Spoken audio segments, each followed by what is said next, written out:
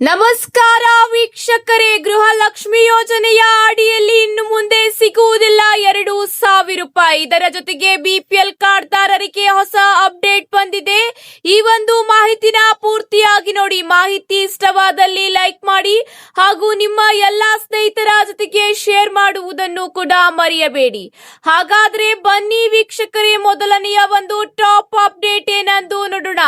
ಸರ್ಕಾರದಿಂದ ಈಗ ಹೊಸ ಅಪ್ಡೇಟ್ ಬರುತ್ತಿದೆ. ಹೌದು ವೀಕ್ಷಕರೇ, ಗೃಹಲಕ್ಷ್ಮಿ ಯೋಜನೆಯಲ್ಲಿ ಯಾವುದೇ ರೀತಿಯ ಮೋಸ, ನಕಲಿ ದಾಖಲೆ ಅಥವಾ ಬೇರೆಯವರ ಹೆಸರಿನಲ್ಲಿ ಹಣ ಪಡೆಯುವ ಪ್ರಕರಣಗಳು ಕಂಡು ಬಂದಿರುವ ಹಿನ್ನೆಲೆಯಲ್ಲಿ ಈಗ ರಾಜ್ಯ ಸರ್ಕಾರ ಮಹತ್ವದ ಹೊಸ ನಿಯಮ ಘೋಷಣೆ ಮಾಡುತ್ತಿದೆ.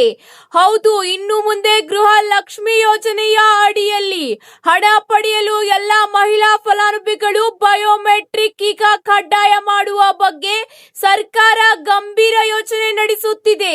ಹೌದು ಸ್ನೇಹಿತರೆ, ಯೋಜನೆಯಲ್ಲಿ ನಡೆಯುತ್ತಿರುವ ದುರುಪಯೋಗವನ್ನು ತಡೆಗಟ್ಟಲು ಈ ಕ್ರಮ ಜಾರಿಯಾಗಲಿದೆ.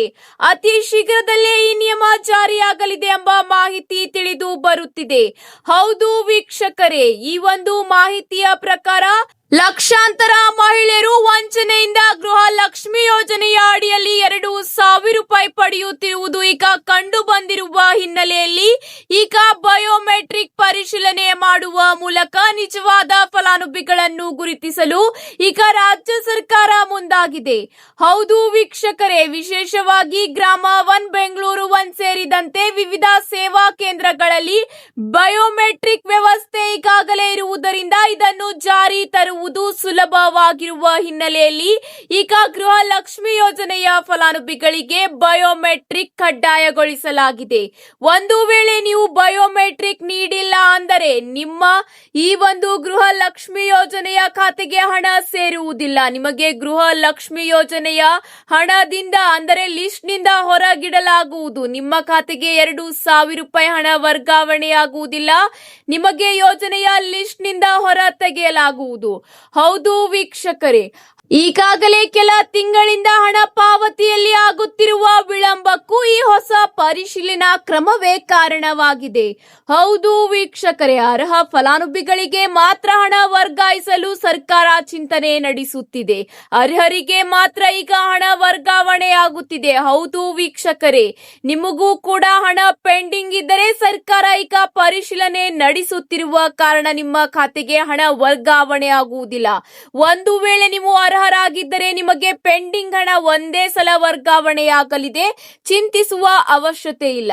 ಅತಿ ಶೀಘ್ರದಲ್ಲೇ ಈ ಒಂದು ಹೊಸ ನಿಯಮ ಜಾರಿ ತರಲಾಗುತ್ತಿದೆ. ನೀವು ಇನ್ನು ಮುಂದೆ ಗೃಹಲಕ್ಷ್ಮಿ ಯೋಜನೆಯ ಹಣ ಪಡೆಯಬೇಕೆಂದರೆ ಹೊಸ ನಿಯಮವನ್ನು ಪಾಲಿಸಿ. ಅತಿ ಶೀಘ್ರದಲ್ಲೇ ಸರ್ಕಾರ ಈ ಒಂದು ಹೊಸ ನಿಯಮ ಜಾರಿ ತರಲಿದೆ. ಗೃಹಲಕ್ಷ್ಮಿ ಯೋಜನೆಯ ಅಡಿಯಲ್ಲಿ ಬಯೋಮೆಟ್ರಿಕ್ ನಿಯಮದ ಜಾರಿಯಿಂದ ಹಲವಾರು ಫಲಾನುಭವಿಗಳು ಈ ಒಂದು ಯೋಜನೆಯಿಂದ ಹೊರ ಉಳಿಯಲಿದ್ದಾರೆ.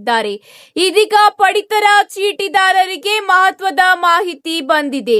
ಹೌದು ವೀಕ್ಷಕರೇ, ಮೇ ತಿಂಗಳಲ್ಲಿ ಅನ್ನಭಾಗ್ಯ ಯೋಜನೆಯ ಅಡಿಯಲ್ಲಿ ಪಡಿತರ ವಿತರಣೆಯಾಗಿಲ್ಲ ಎಂಬ ಮಾಹಿತಿಗಳು ಈಗ ತಿಳಿದು ಬರುತ್ತಿರುವ ಹಿನ್ನೆಲೆಯಲ್ಲಿ ಇದಕ್ಕೆ ಈಗ ಸಚಿವ ಮುನಿಯಪ್ಪನವರು ಪ್ರತಿಕ್ರಿಯೆ ನೀಡಿದ್ದು, ಈ ಒಂದು ಪಡಿತರ ವಿತರಣೆಯಲ್ಲಿ 1 ವಾರ ಅಥವಾ 2 ವಾರ ವಿಳಂಬವಾಗುತ್ತದೆ. ಆದರೆ ಪಡಿತರವನ್ನು ಫಲಾನುಭವಿಗಳಿಗೆ ವಿತರಣೆ ಮಾಡಲಾಗುತ್ತದೆ. ಕೇಂದ್ರ ಸರ್ಕಾರ ಅಕ್ಕಿ ಈಗ ಬಂದಿಲ್ಲ, ಆದ ಒಂದು ಕಾರಣದಿಂದ ಪಡಿತರ ವಿತರಣೆಯಲ್ಲಿ ವಿಳಂಬವಾಗುತ್ತಿದೆ.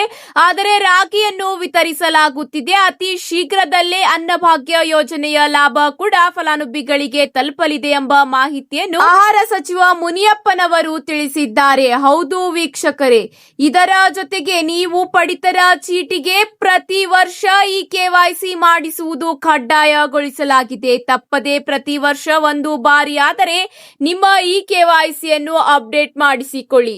ಇವತ್ತಿಗೆ ಇಷ್ಟೇ ವೀಕ್ಷಕರೇ, ಮತ್ತೆ ಸಿಗೋಣ ಹೊಸ ಅಪ್ಡೇಟ್ ಜೊತೆಗೆ. ಮಾಹಿತಿ ಇಷ್ಟವಾದಲ್ಲಿ ಲೈಕ್ ಮಾಡಿ ಹಾಗೂ ನಿಮ್ಮ ಎಲ್ಲಾ ಸ್ನೇಹಿತರ ಜೊತೆಗೆ ತಪ್ಪದೆ ಶೇರ್ ಮಾಡಿಕೊಳ್ಳಿ. ಧನ್ಯವಾದಗಳು.